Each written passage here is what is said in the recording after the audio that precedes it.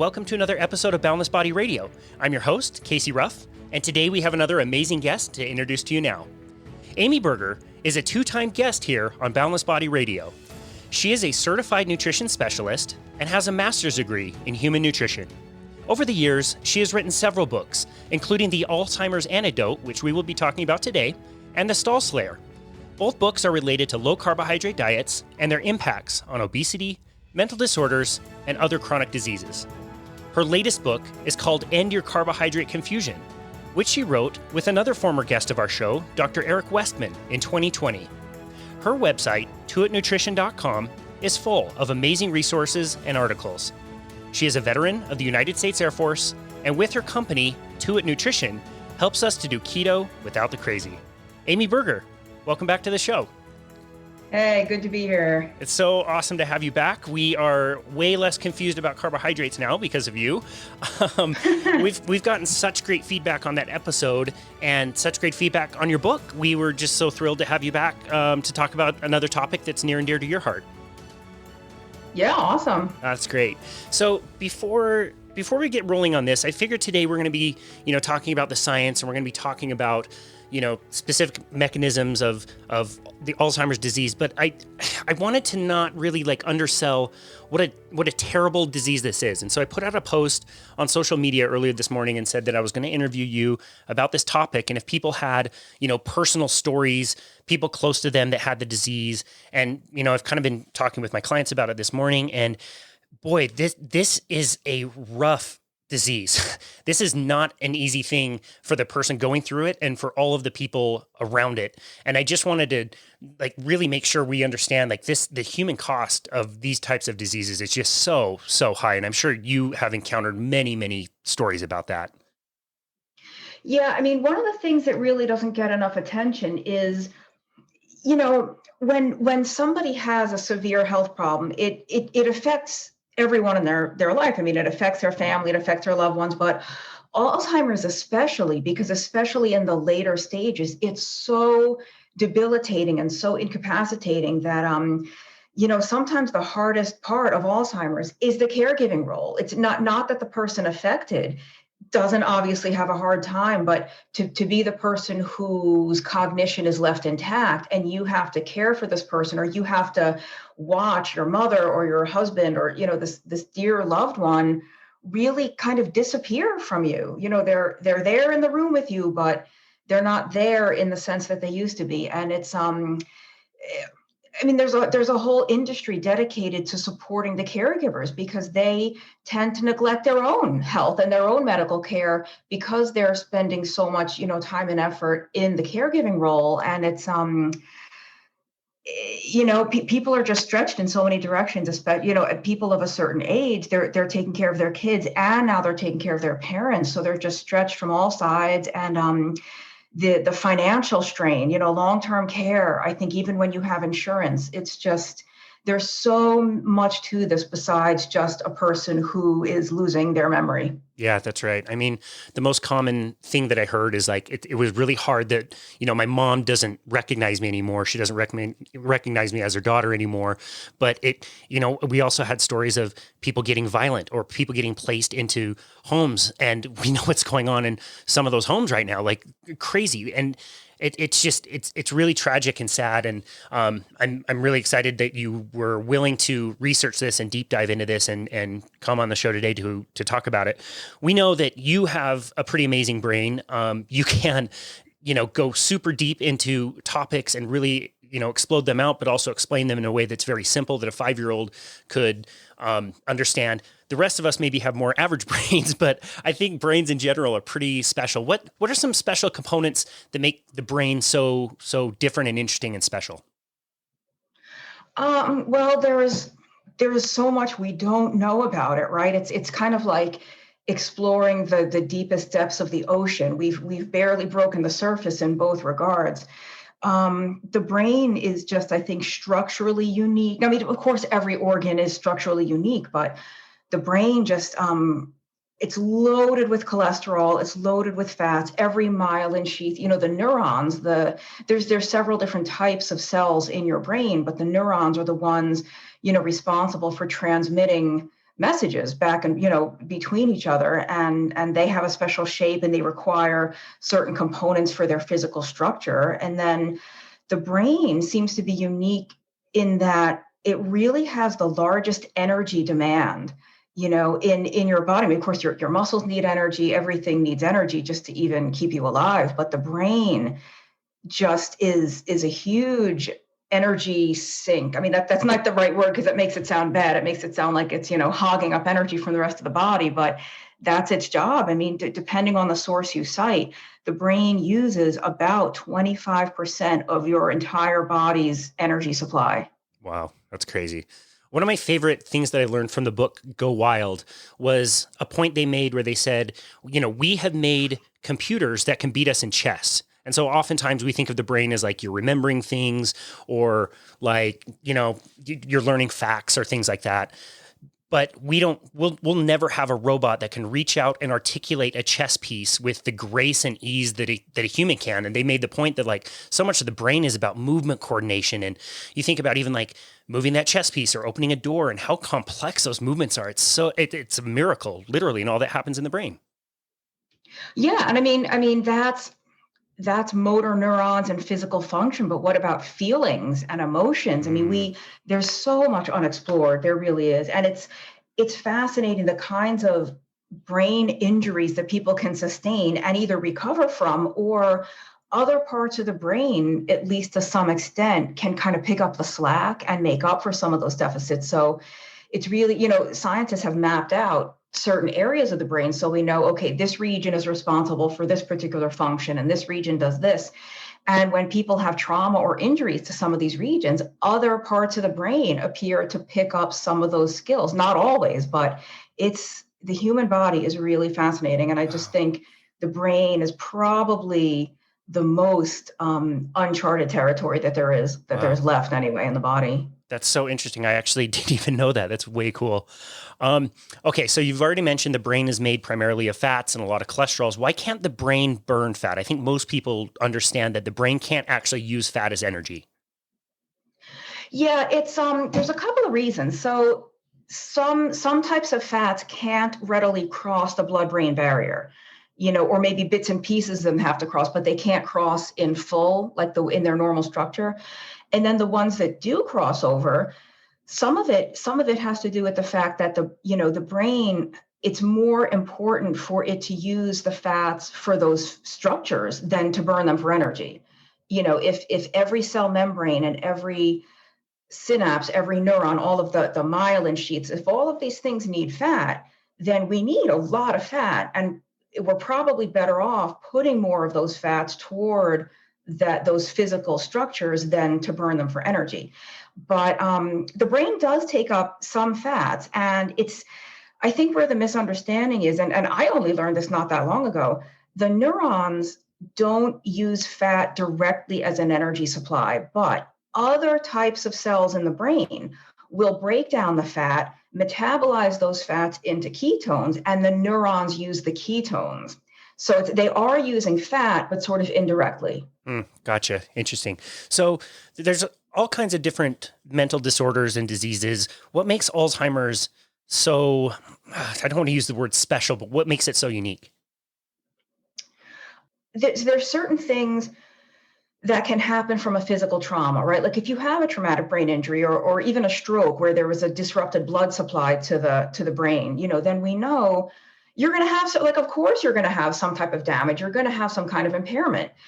But in Alzheimer's, it's like, why is this happening? There was no physical trauma. There's no injury. We can't really find any reasonable explanation as to why this is happening. And we'll kind of maybe debunk that in a couple of minutes, but it obviously seems to strike mostly older people, except it is happening in people younger and younger now.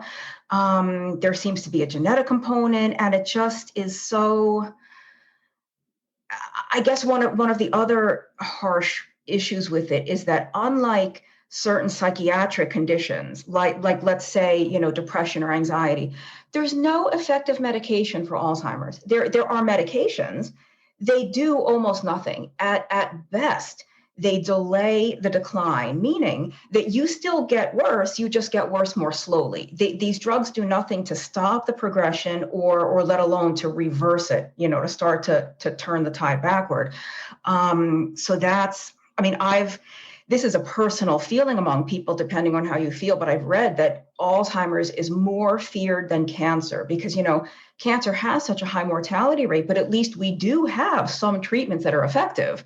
You chemo, radiation, maybe it's not something you would ever want to have to go through, but at least it can save your life in many cases. Where Alzheimer's, we kind of have nothing. Nothing. Wow.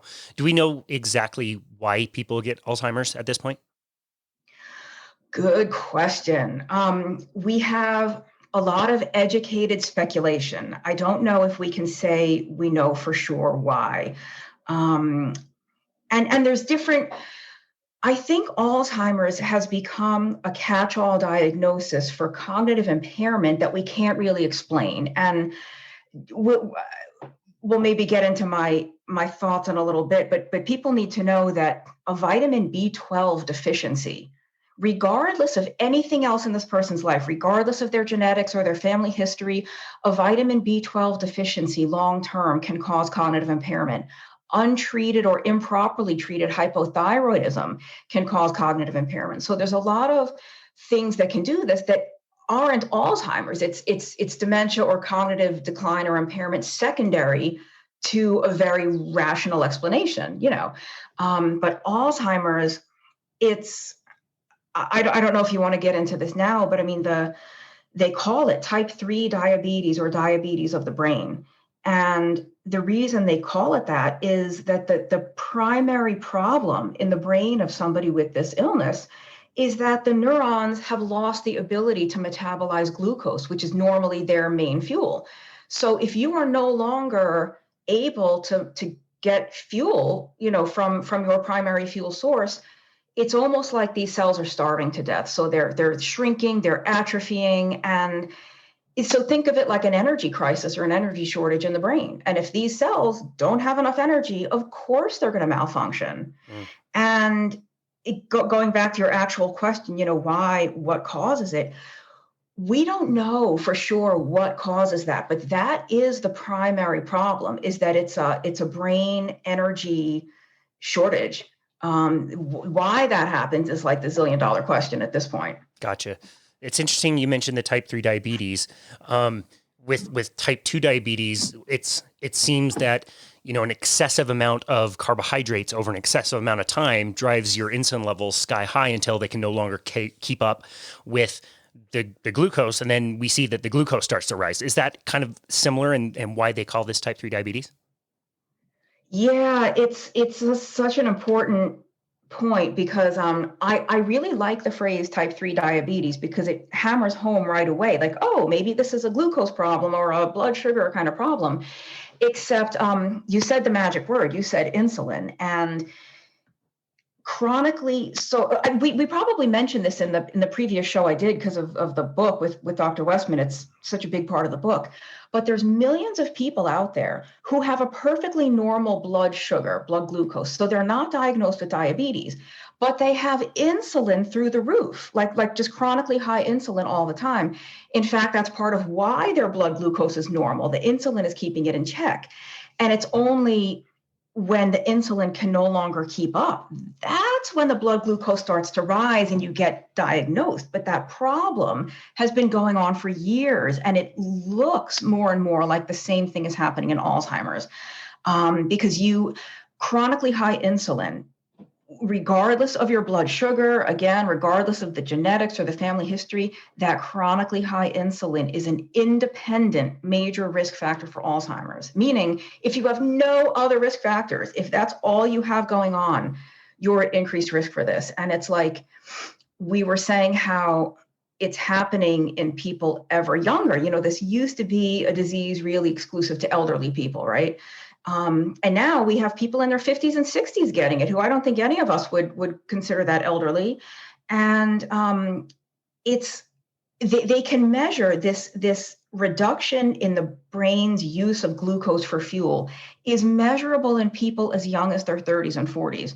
But when people are that young, their brain is still compensating. They're still healthy enough that the brain is making up for this. And it's only when the problem has gone on for so long that the brain can't compensate anymore. That's when you have the memory loss. That's when you start showing the personality changes. But that is like a late stage, like that's a late development in this disease because the reduced fuel in the brain has been going on for years and in some people decades. So it's like, I don't believe there's such a thing as they call it early onset Alzheimer's because of how young the person is, but there's nothing early about it. It was going on for 20 years. It just, by the time, the symptoms are the last things to happen. The first domino to fall is the chronically high insulin and the reduced brain glucose. Wow. I am so glad you brought that up. This would be speculation, but I would make this point when I would do seminars, and I could definitely raise some eyebrows when I made this point. I would say, we used to not call type 2 diabetes that name. It used to have a different name. It was adult onset diabetes because only adults got it. Well, now we can't call it that anymore because younger and younger people would get it, including now kids, teenagers. They can get diabetes. And I would ask them, like, we used to joke like, oh, Alzheimer's, it's old timers, funny, blah, blah, blah. Grandpa's forgetting stuff. What happens, again, speculation, but what happens in the next few generations when you start to see 20-year-olds, 30-year-olds, 40-year-olds also start to get Alzheimer's? Like, what then? Like, that's serious. Exactly. I mean, this is going to bankrupt the U.S. healthcare system, if we can even be said to have a healthcare system. If you look at Medicare or Medicaid, we can't afford to be this sick. Frankly, we can't afford it. Wow. So I think a lot of people also associate Alzheimer's with something called amyloid plaques or beta amyloid plaques. That word gets thrown around quite a bit. Can you explain what that is and how that's related?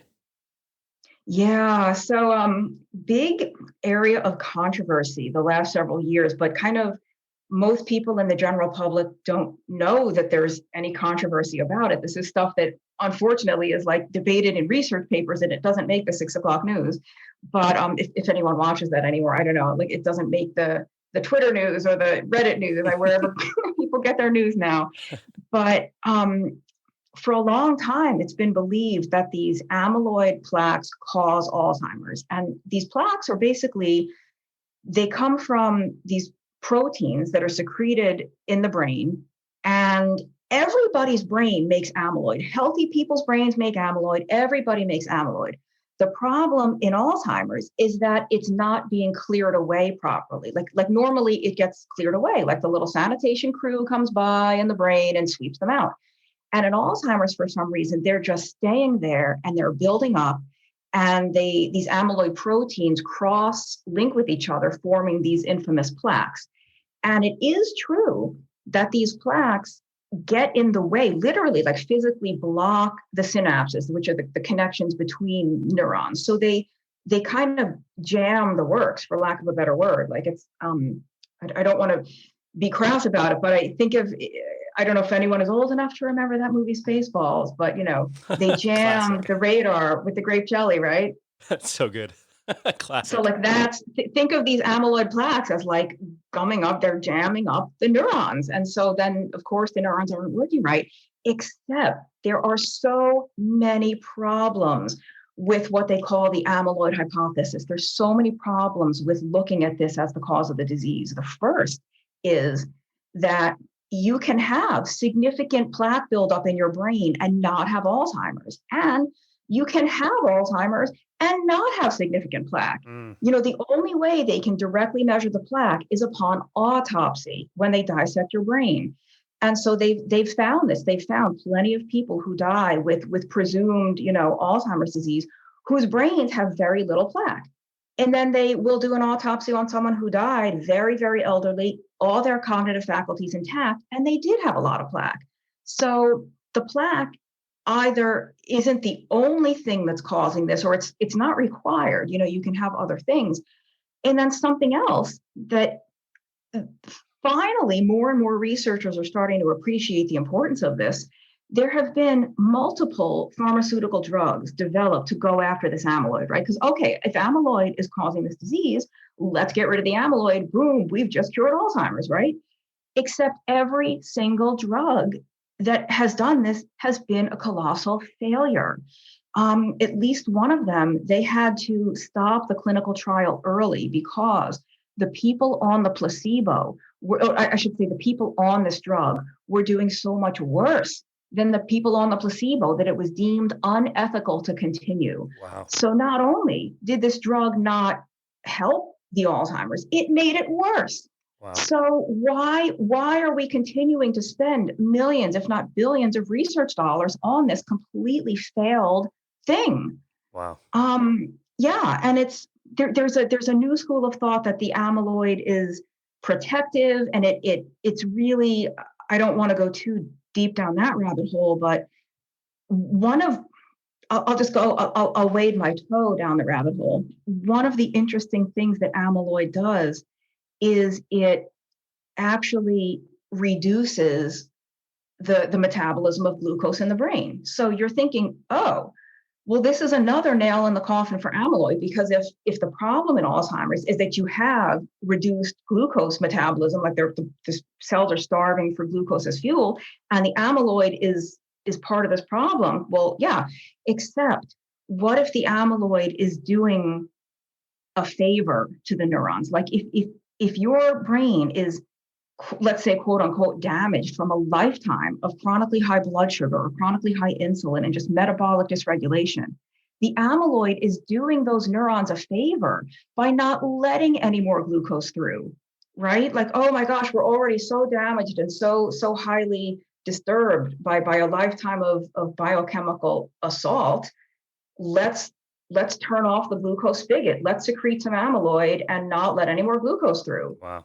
And that's like just another hypothesis that's being looked at, but it's, there's a lot of unanswered questions, but there's just more and more doubt about this amyloid, and it's looking really more and more to be something protective. Wow, that's super interesting. I actually didn't know that part either. For the listener, Amy used several times a very important word, cause. And if you've been in the nutrition world at all, like in the last, 80 years, that is a very important word. And you've heard this story before. So imagine you are an alien, you come to Earth, you see fires, and you see a bunch of firefighters. Every time there's a fire, you would think, what the hell is with these firefighters? Like, let's get these guys out of there. Go back to 1950, cut up a dude who has a heart attack, you find cholesterol, and you go, what is all this cholesterol doing here? We got to get the cholesterol out. Like, that's kind of the difference of what you're explaining. And that's kind of why, like, this is not the first time we've heard this story, right? Exactly. And I thank you for saying that, because I completely forgot. I've given presentations about this, at conferences, and I have a slide that makes that same comparison to the cholesterol. Like, yeah, and the firefighters, every time we show up to a fire, and there's all these firemen, they must be causing the problem. And the amyloid, another really fascinating piece connecting us back to insulin is that, how I said it's that everybody's brain produces amyloid, healthy people, young people, it's a normal thing. The problem in Alzheimer's is that it's building up and it's accumulating. And one of the reasons that happens, and this blew my mind when I first read about it, when hormones and other things are in the blood, when they're done doing their job, they have to be disposed of or degraded. So like enzymes will come along to kind of gobble these hormones up or just clear them out of the bloodstream, right? So insulin is that the hormone insulin is cleared away by an enzyme, not surprisingly called insulin degrading enzyme, except some enzymes don't only have one thing that they act on. And so insulin degrading enzyme clears away insulin, but it also clears away amyloid. That blew my mind. Wow. And so if you have chronically high insulin, this enzyme is kind of too busy dealing with all the insulin, and it's going to ignore or just, not be able to be as effective with all the other stuff it's supposed to clear away. And that's, again, one sort of hypothesis. I don't know if I can call it a theory or It's believed that that's one of the reasons why the amyloid is building up, because this enzyme is just the insulin just is competing too hard for that enzyme's attention. Our bodies are amazing. It's so cool. It's just so cool. When I had Ted Naiman on, I remember during the show I asked him for a kind of like daily recommendation for how much protein somebody should get, and he answered my question like literally word for word for what I tell my clients. And I just remember thinking like, wow, like this guy's so smart. Like I tell my clients the same thing, and it didn't immediately occur to me that I had stolen that from him a long time ago. So right. I'm sure I stole your firefighter analogy a long time ago. So thanks for that. Well, you're welcome to it. And I will tell you that I also steal/borrow very heavily from Ted Naiman. It's awesome. I'm just so dopey that it didn't occur to me at first. I just went along my merry way.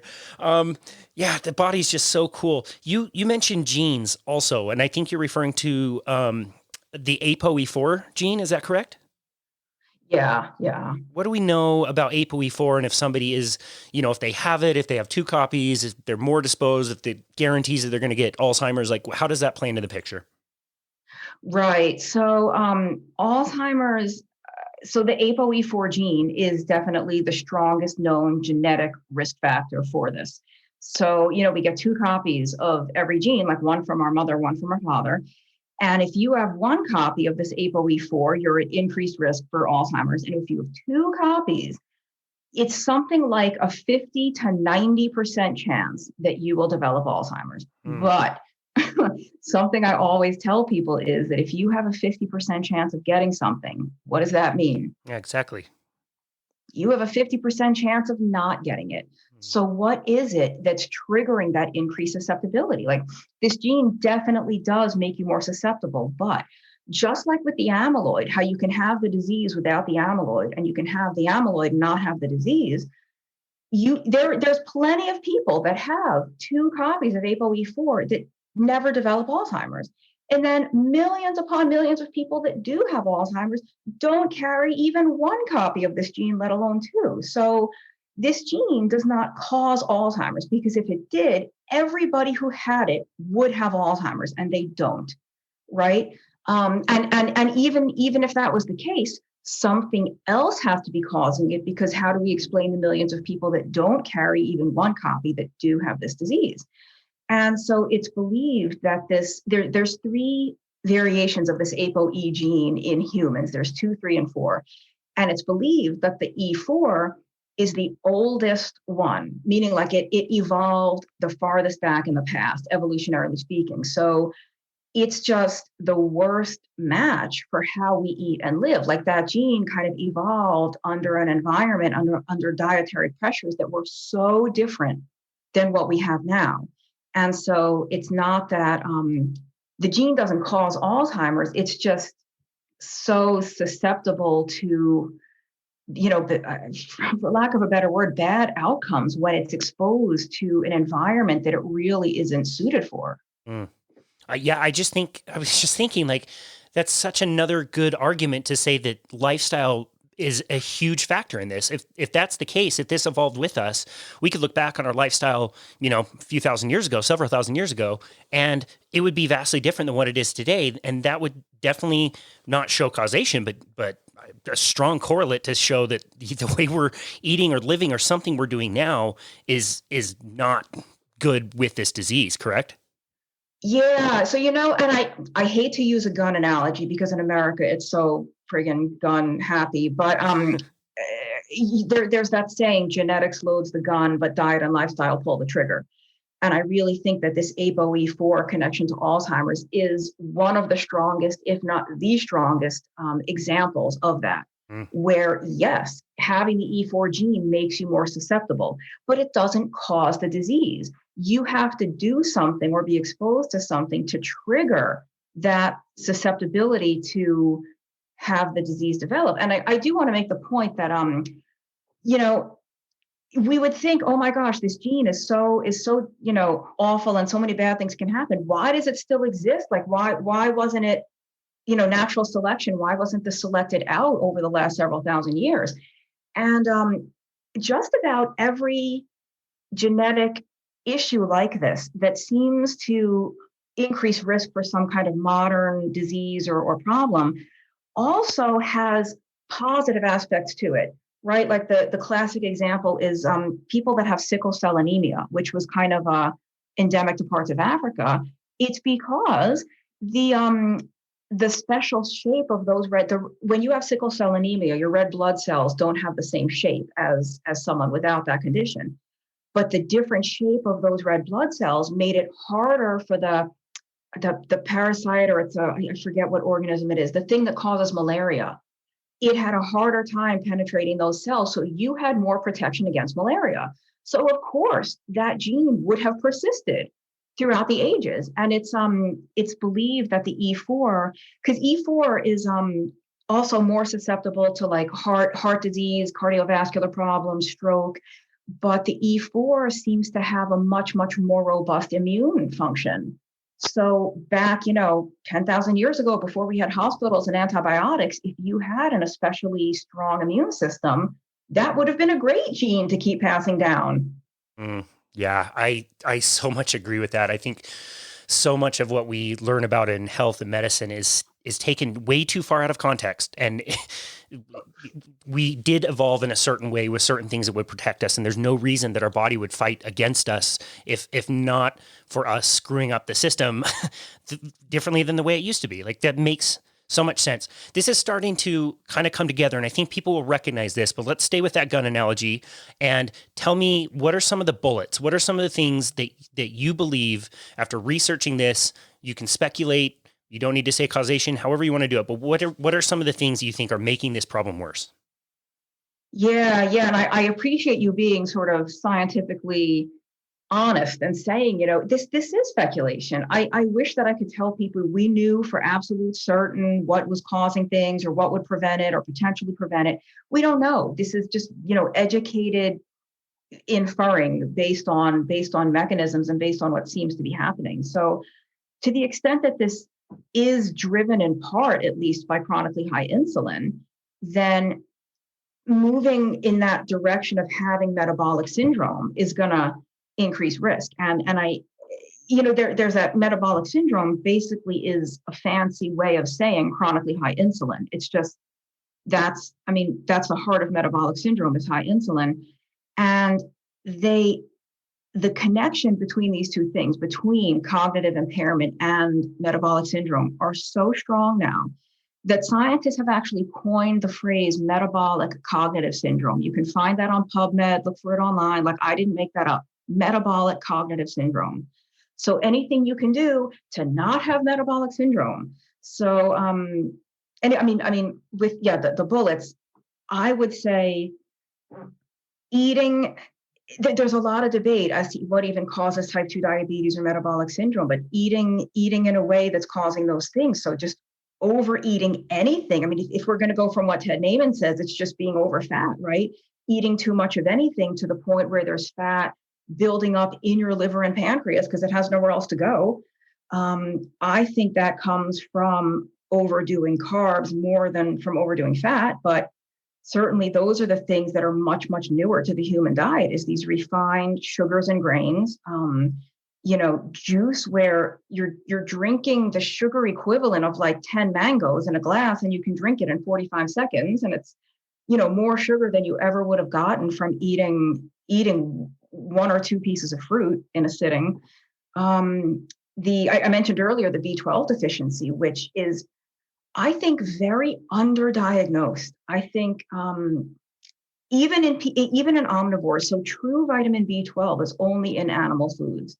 So you can get it as a vegetarian if you eat eggs or dairy products or if you supplement, but there's a lot of pharmaceutical drugs that are very, very common in everybody, but especially in elderly people. And one of them being antacids, which impairs the absorption of B12. Wow. So even if you're eating foods that are rich in B12, you might not be absorbing all of it. Other things, it's rare to be full on deficient in omega-3 fats, but the omega-3 fats are critical for brain structure, for the structure of those neurons. we typically think of it in the fatty fish like salmon and sardines, the EPA and DHA, but you can get that also from egg yolks, especially if the feed is supplemented with either flaxseed, or some farmers will put fish meal in it specifically to give the eggs more of those omega-3s. There's a tiny bit of that in like grass-fed beef and stuff, but just a tiny bit. So I think there's a lot of factors. And then, the statin drugs, we talked earlier about how critical cholesterol is for the physical structure of the brain.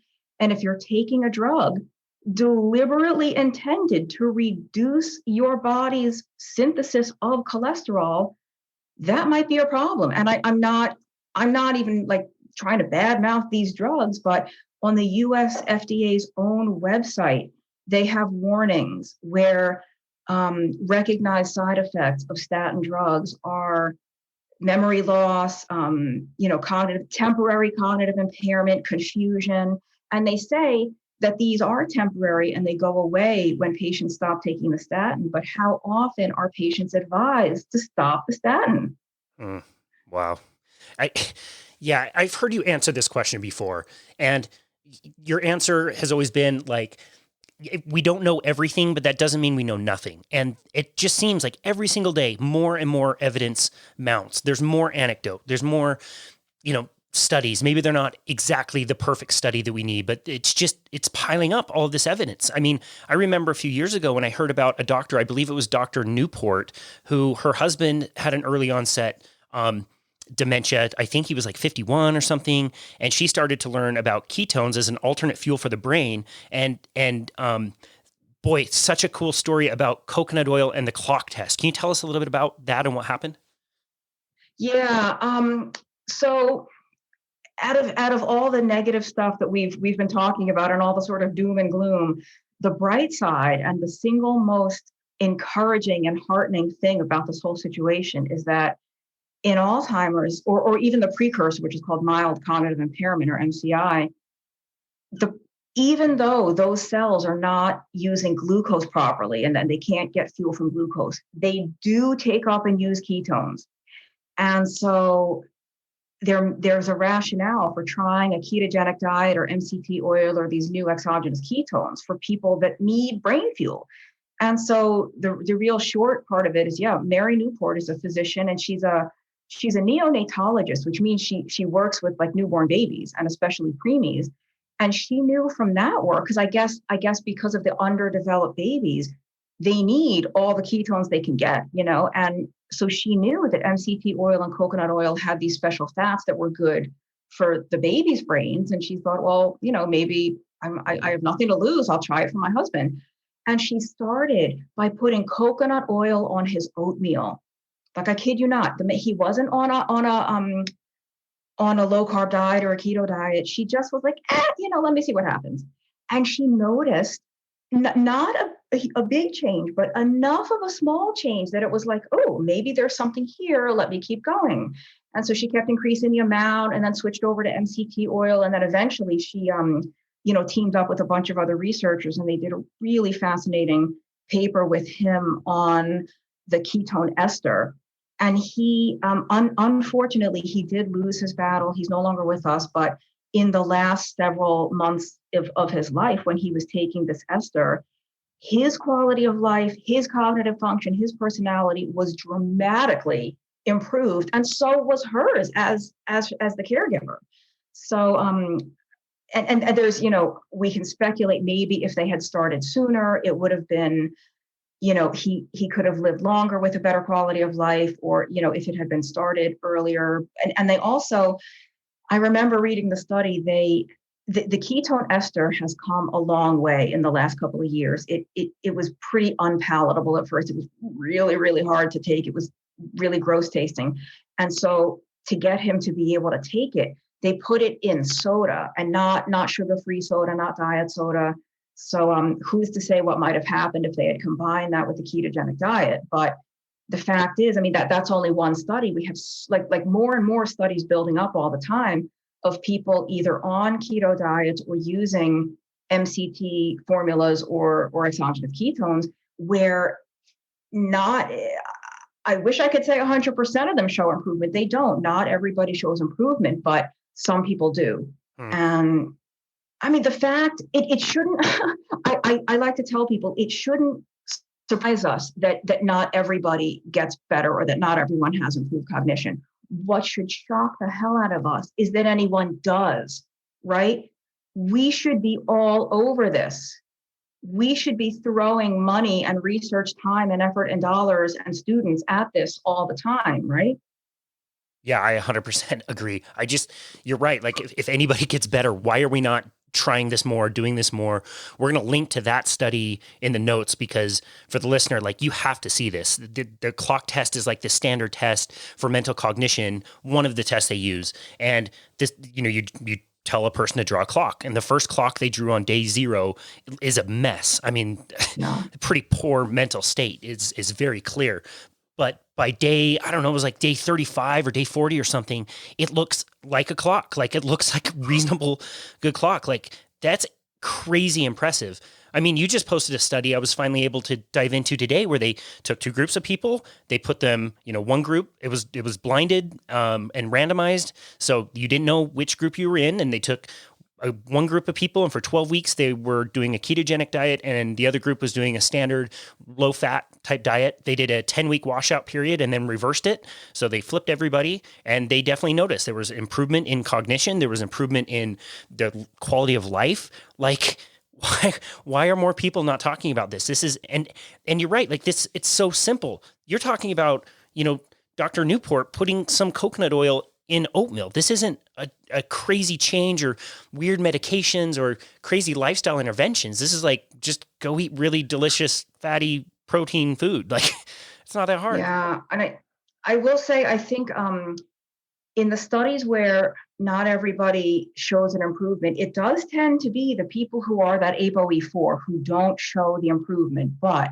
my guess would be, so, when they do a research study, they generally try to isolate one variable, right? Because if they don't, they can't be certain, like, okay, whatever result they get, was that because of the coconut oil, or was it because of the ketogenic diet? Was it because of the exercise? So if they do too many different interventions, you can't ever say for certain the relative contribution of any of them, right? That's right. So they'll do one thing. Like, so in a lot of these studies, they only give an MCT drink, or they only give exogenous ketones. And I have a feeling that the people with ApoE4 are probably just so compromised that the ketones themselves or the MCT oil itself isn't enough. But if they had combined that with a ketogenic diet, or a ketogenic diet and exercise, or supplementation with very targeted nutrients, like maybe just the ketones by themselves weren't enough. But yeah, Steve Newport, Mary Newport's husband, I mean, the clock test, and then the paper they wrote is, besides that, they talked about his, like he had gone from almost catatonic, like really like not able to care for himself at all, to holding conversations, doing chores, dressing himself, bathing himself, like things that we totally take for granted, but that this man had not been able to do on his own for a long time. Wow. And his sense of humor came back, like his cognitive function was strong enough that he could have that kind of interaction with people. So it was so remarkable. And there's more coming. There's a couple of other case studies, but in younger people where they did multiple interventions. They did a ketogenic diet and intermittent fasting and exercise. But there's at least 2 or 3 of these studies where it's only one person per study. It's a case study. But each of them also, in addition to having early Alzheimer's or mild cognitive impairment, they had either type 2 diabetes or metabolic syndrome.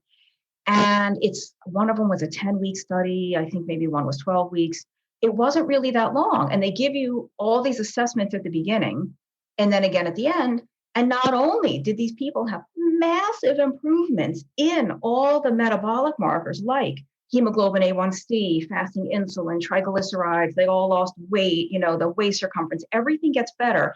And they go from like a diagnosable score on these cognitive tests of mild cognitive impairment to a perfect normal score.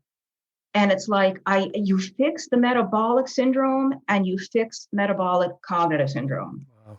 I don't want to overpromise to people out there, like this research is new. There's not a whole lot of it, but what there is really promising, especially again, when the drugs are useless, there is literally no other treatment for this. There's nothing. Wow. We had Thomas Seyfried on, Dr. Thomas Seyfried, who is a cancer researcher. He wrote the book Cancer as a Metabolic Disease. And I asked him, like, okay, you're wrong. Everything about your idea is wrong. Let's just, for example, argument's sake, let's just say you're wrong about everything. But you try this way of life and maybe some other things get better. Maybe you lose some weight. Maybe your energy's better. Maybe your mental clarity's better. Like, why not just try it? It doesn't cost that much. It's not that difficult. In fact, it's pretty easy once you get used to it. You eat delicious foods. You may still get Alzheimer's, but you may also have better quality of life. You might not get diabetic. Like, I so agree with you. I wish more people would just give it a try. Like, go and try it. You can try and see how you feel. And you can do it that in a way that may prevent it from ever happening or ever building up. Yeah, I mean, I love Dr. Seyfried so much. He gets he gets very angry sometimes, like when he talks about the conventional cancer treatments, but I love it. It's a very righteous indignation, well earned. You know what I mean? Yeah, definitely. He's such a hero. But yeah, with the Alzheimer's in the study you just mentioned, I had time to read it today. It was just published like 2 days ago. So they, in addition to the person in the study, the person with the Alzheimer's, they needed a partner or a spouse or someone in the household to kind of buddy up with the person and do the diet, right?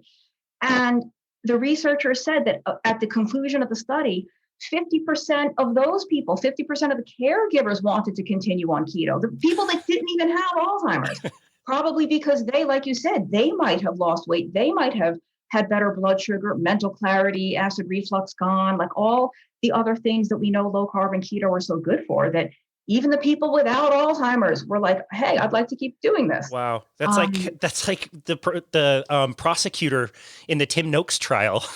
Tim Noakes goes on trial for telling somebody to, wean their baby on a low carb. The prosecutor decides to try low carb, loses 20 kilos and reverses type 2 diabetes. Yes. But to your point too, like you're exactly right. You have nothing to lose in trying this, because it's either going to help a little bit, or it's going to help a lot, or it's going to not help at all. It's not going to make anything worse. I really have never, ever seen an instance where a low carb or ketogenic diet has made anything worse, unless it's implemented improperly. Or, if you are taking, I think we talked about this last time, maybe if you're taking medication for diabetes, either type 1 or type 2, or for high blood pressure, you have to be educated in how to adjust your medication, because your blood sugar and blood pressure might start to change almost immediately, for the better, that is. And so if you need to have your meds adjusted, that's a safety issue, but you have nothing to lose. Like, it's really, if, try it for 90 days, try it for 4 months or whatever. And if it doesn't work, if you don't notice any difference, go back to your old diet, go back to your bagels and pasta, no big deal. Yeah. And I think you made such a really good point. Like, that's why we're so grateful for you and your work, because you provide those resources. You provide coaching, and people can go to your website and hire you to help them. And you've written so many great books. I'm sitting next to a copy of End Your Carb Confusion, which you wrote with Dr. Westman. That's a great resource. And so people don't need to be confused about what's going on. They can find really simple ways to implement this. And you've done such a great job of carrying that forward. I think without that, people would get so confused. I walked in the store the other day and there was Slim Fast Keto cheese crisp something, and the box was $10. And I almost threw it across the store because it was so light. It was a total of less than 3 ounces. Less than 3 ounces. I could feed you $10. Straight up sugar in that quantity and call it keto, of course. Like, I don't blame people for being confused. And so we really appreciate, the books that you write, and the way that you simplify everything, and, having your website, Keto Without the Crazy. It's just such a great resource. And I really encourage the listener to, if you need help, there is help available, and it's not as hard or as confusing as people think. And I want to talk about, your first book, the Alzheimer's Antidote. Why did you end up writing that book? How did you know that book needed to be written? at the time, that book came out of my master's thesis. This is the topic. I wrote my thesis on Alzheimer's disease as type 3 diabetes and potential therapeutic role of of a ketogenic diet. And that was back in 2012, which feels, I don't know if it feels like a long time ago or yesterday. It doesn't sound like long ago, but at the time, I was already eating low carb for a long time before I started learning about this particular thing, this Alzheimer's type 3 diabetes thing. But I was so fascinated by it, and nobody was talking about it. This actually was all over the medical literature. Like, I didn't discover this. All I did was put it all in one place. I kind of put all the research together in one book instead of the lay person, the general public, having to read 90 different scientific papers and make sense of them. And I truly believed, and I still do, that it is life-changing, potentially life-saving information. And if I didn't put it out there, it was just going to sit on my professor's desk and no one was ever going to know about it. So I published it as a little PDF, like as a self-published book on my website, and a publishing company found it. And they offered me a book deal, which is, it's never, a book deal is never going to land in my lap like that again. Wow, So that's it was, amazing. and at the time, now Mary Newport has a couple of books out. Dr. Dale Bredesen is very well known in the Alzheimer's community. He has a book out, and I think another one on the way. Dr. Perlmutter also writes a lot about Alzheimer's. But when my book really was the first, I think, and it just, one of the others might have come out before, but when I sort of put pen to paper and started writing mine, there was nothing else out there. Wow, that's so And crazy. Yeah. Wow. So is there anything you'd want to go back and redo?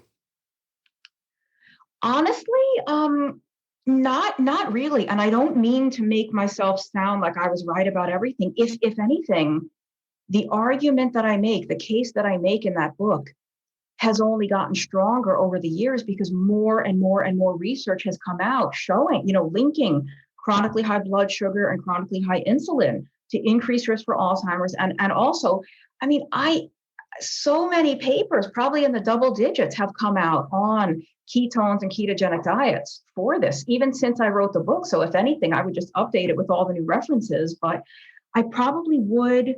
I have a chapter in there on B12, but I might emphasize a little more all of the other things that can cause cognitive decline, because the book is about the metabolic aspect. It is about the, metabolic cognitive syndrome kind of thing, type 3 diabetes. I would talk a little more just about the thyroid. And then one thing that I didn't write about, because it's just not my area of expertise, is something that Bredesen talks a lot about, which is the toxicity possibility. Whether it's, I don't think aluminum has much to do with it, but it could be mercury. There are people who, based on their professions, if you're a carpenter or a welder or something, you are exposed to toxic substances. And some of those can, of course, interfere with the brain. So, but I didn't really write a lot about that. But again, to me, that's not Alzheimer's disease. That's a heavy metal toxicity or something like that. Alzheimer's to me is the metabolic problem. It's the lack of glucose fuel in the brain. Wow. What a cool thing to be able to say. Like, I'd be so proud if I were you to say that, like, you wouldn't really change anything. In fact, the argument's been made stronger in that time. I really feel like that's such a cool thing to say, and feel like you really nailed it the first time, and the case is even stronger now. That's so rad. What is one simple thing you'd want a listener to take away from this conversation in relation to not only Alzheimer's, but all of mental health? What should we be thinking about? I think, first of all, thank you for saying that. I don't want to sound arrogant. Like, I certainly do not know everything about this disease. There's so much I don't know, but the specific argument in that book has only been bolstered by the research that's come out. But I think people have no idea how powerful diet is with regard to not just cognitive function and brain function, but mental and emotional health. I don't think it's any coincidence that we also have, epic numbers of people on medication for anxiety, depression, bipolar, schizophrenia. I mean, some of these have a genetic component too, but and I don't want to dismiss the role of,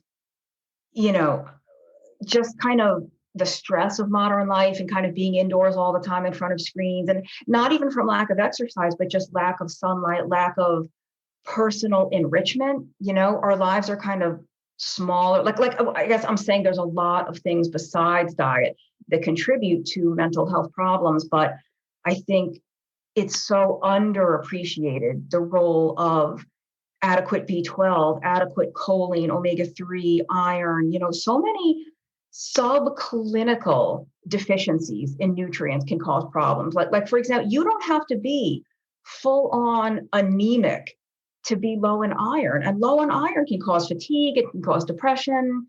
So I think when you take a sick pet to the veterinarian, the first question out of the vet's mouth is, what are you feeding it? What are you feeding her? When was the last time that was a doctor's first question to you when you went in with a, now I'm not talking about a broken leg or a sucking chest wound, but some kind of internal health problem. When did they, and what do you eat? Yeah, that's such a good point. I totally agree with you. I think there are other factors that need to be looked at, but I feel like the nutrition piece is, for most people, the biggest one and provides the most benefit, and then leads to wins in all those other categories.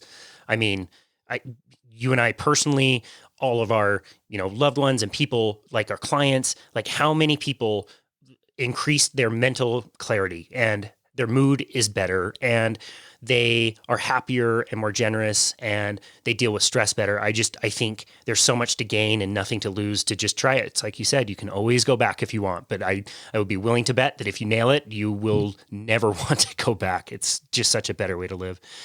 Amy Berger, this has been another amazing conversation with you. Where would you like us to send people so they can connect with you and find more of your resources? Let's see. Well, so my handle pretty much on all social media is Tuit Nutrition, Tuit Nutrition. So that's my Twitter handle. That's Instagram.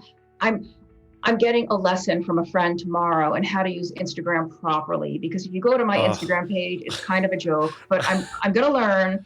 But I'm very active on Twitter, and that's also my YouTube channel. Name is Tuit Nutrition, and I have a website and a blog, but it's in desperate need of overhaul. So just nobody judge me by the appearance of the blog. And that's it's tuitnutrition.com, but believe it or not, you actually have to type in www.tuitnutrition, because there's just a big snag with the website that I'm trying to fix, and it won't come up if you don't put the www. That's so weird. Yeah, that is a little weird. Thank you for clarifying that. And get ready for endless frustration learning how to use Instagram. I have been working on that for the last few months as well. Oh man, I know how to post pictures, but the fancy fonts and the videos, like, oh god, I don't know if I want to. Like, I'm kind of maxed out between Twitter and YouTube, and it's too much. But it's, I know that I could reach a lot more people that way. Yeah, that's kind of why I'm doing it too. I got Instagram at first because it wasn't social media. It was just like cool filters that I could take like mountain biking pictures, and then later became this whole social thing. And yeah, it's tough. So get ready. Amy Berger, thank you again so much, the author of The Alzheimer's Antidote. We really appreciate you and your time and your understanding, and thank you so much for appearing today. Thank you, Casey. Take care. Absolutely. Take care. And this has been another episode of Boundless Body Radio.